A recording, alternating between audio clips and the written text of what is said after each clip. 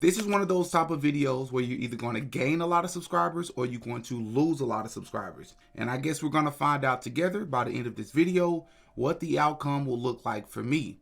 We spent quite a bit of time talking about Mr. Charlie Kirk, but we spent very little time talking about the person who is now the CEO of his company, Turning Point USA, Miss Erika Kirk.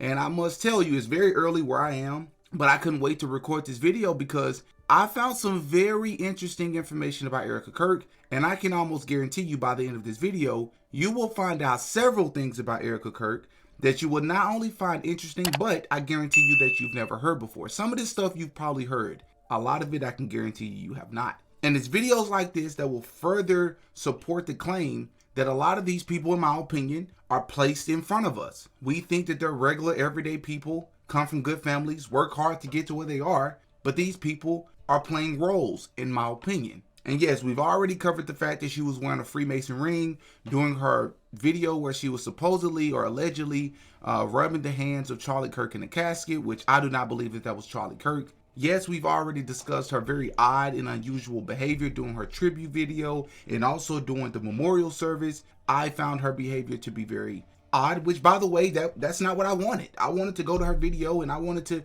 see a woman that was grieving, and I was going to feel really bad, and I hated that she had to go through this. But I went to the video and that's not what I found. It was very odd. I'm not going to ignore my intuition and my human instincts, and everything's telling me that that woman is acting. And it turns out that I'm not the only person that believes that, as many other women and mothers and widows, and not only that, but white widows. For those of you who want to say that it's a cultural disconnect, there are many other white widows that also have watched this video that I have later found out that all feel the same thing. Her behavior was odd, but I digress. We've already discussed Donald Trump's odd behavior, not just on the White House lawn when he was asked about how he was doing less than 2 days after Charlie Kirk was supposedly taken out. And he said that not only is he doing very well, but he immediately deflected to some ballroom that they're building on the White House campus. Not to mention Donald Trump dancing and celebrating on stage at the memorial as if this isn't once again a memorial. But I digress. We're not going to talk about any of that. I have a lot of new information for you. Because we've also already covered that Erika Kirk won the 2012 Miss USA pageant, which was owned by Trump, which, by the way, in The Evil Truth Behind the Modeling Industry on Patreon that I dropped several weeks ago, we actually discussed what actually happens to many models, as many models was interviewed a decade ago, and they exposed a lot of the people that assaulted them and what it actually takes to become a top model and to actually win. And how Donald Trump, we also covered in this series, how Donald Trump and Jeffrey Epstein actually worked in this industry together, both overseeing and hand selecting themselves many of the women that modeled. I want you to keep that in mind for later in this video. But I do want to share that Erika Kirk actually shared on a podcast one time that she not only never competed or participated in any pageants before, but she also never done any modeling at any point in her life until one random day she received an invitation in the mail to start doing it. So the story is something that takes many women years and years and years to perfect and to accomplish.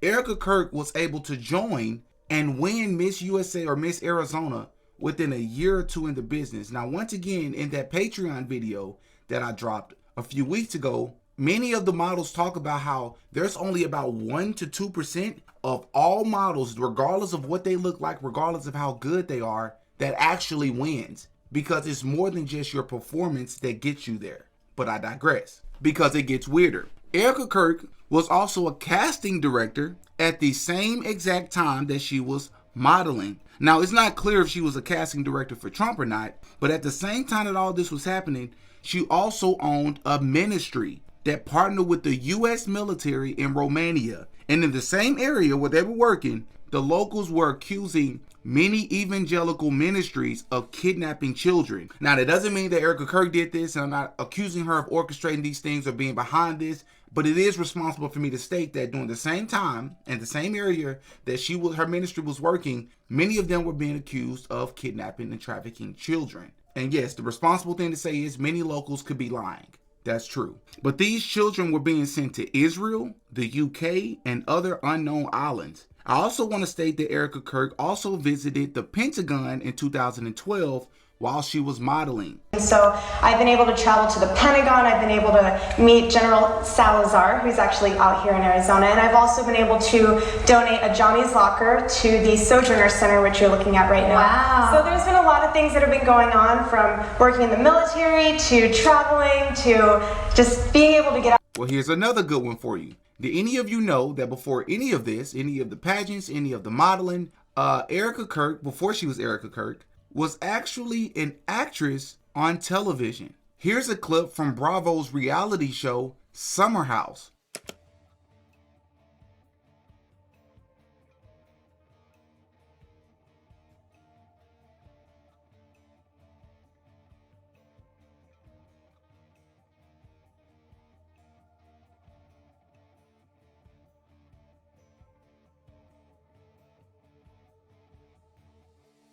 Well, how about this? Did you all know that Erika Kirk's mom not only worked closely with the government, but specifically with Homeland Security and the Department of Defense? Can I ask a question? This might be off topic. How did your mom choose Phoenix? So she chose to move to Phoenix from Ohio because there was more of an opportunity for a female business owner out here.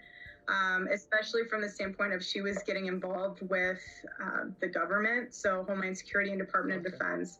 And so she had other business partners that were out here that were already in that industry. In fact, do you even know who Erika Kirk's parents are altogether? It says here, Erika Kirk's parents are Kent and Melanie Francevy, or Francevy.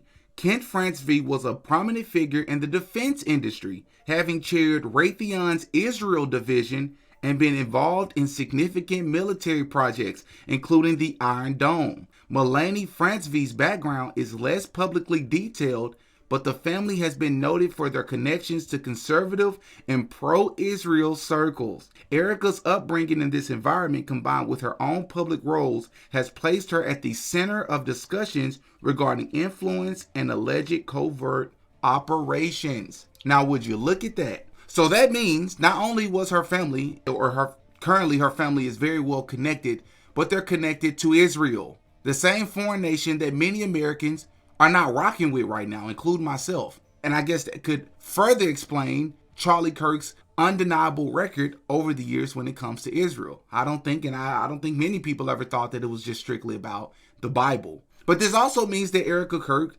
was successful and a millionaire well before she met Charlie Kirk, because of all these ventures that she was placed into before she met him. And now she is the CEO of Turning Point USA.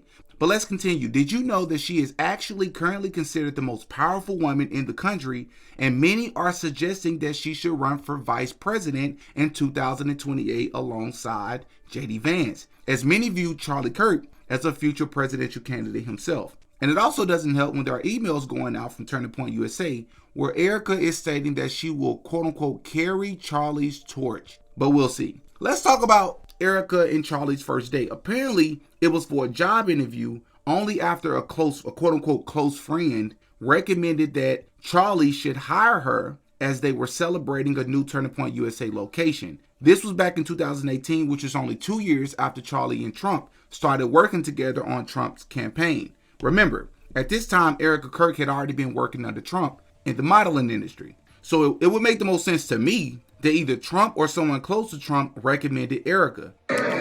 Storytelling. So we're here at Bill's Burgers in New York City. And right near this very table was the first time that I met Mama. And I started as a job and I was asking all these questions. Philosophy, religion, Jesus. And then I realized Mama was beautiful and smart and elegant and Christ-like. And so I said, forget this job interview. I want to date you. And I said, I have enough friends. And that's where your journey started. And I've already covered the weird story of the 72-year-old man that supposedly started Turning Point USA with an 18-year-old Charlie Kirk after convincing him not to go to college. But I digress. Anyways, Erika has also shared the story of seeing Charlie in Israel. So there's the Israel plug once again. And notice that he looked familiar, but was too afraid to approach him. And then they would run into each other again in America, supposedly.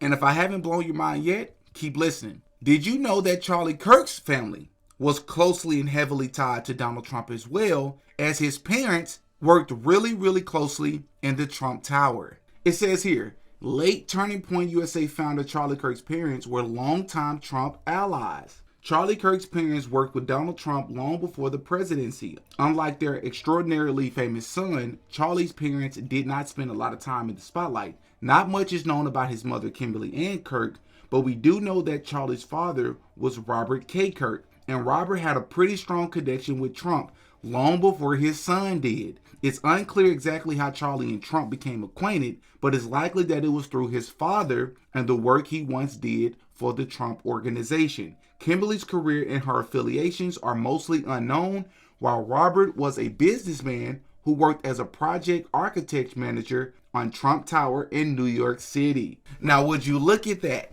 Would you look at that? Once again, as I always say, it's the weird connections. How many people do you know are able to create a multi-million, well over $100 million yearly annual budget organization by the time they're 25 years old? Not saying that it's impossible, not saying it's never been done before, but you have to be connected to the right people. You have to be selected to do these type of things in this world. What we were taught as children, how you can do it and you can make it and you can become whatever you want, it's a lot of stuff that was left out, like privilege, like connections, like being a part of these secret organizations and societies. But not only that, Erika attended a Jesuit university, which is Regis University, located in Denver, Colorado. And her grandfather is a guy by the name of Carl Kenneth Franzve, who was the vice president of American Banking Note Corporation, which is the same one tied to secure printing and IDs, and was Grand Chief of the Independent Order of Vikings, knighted by the King of Sweden. But we go a little bit deeper.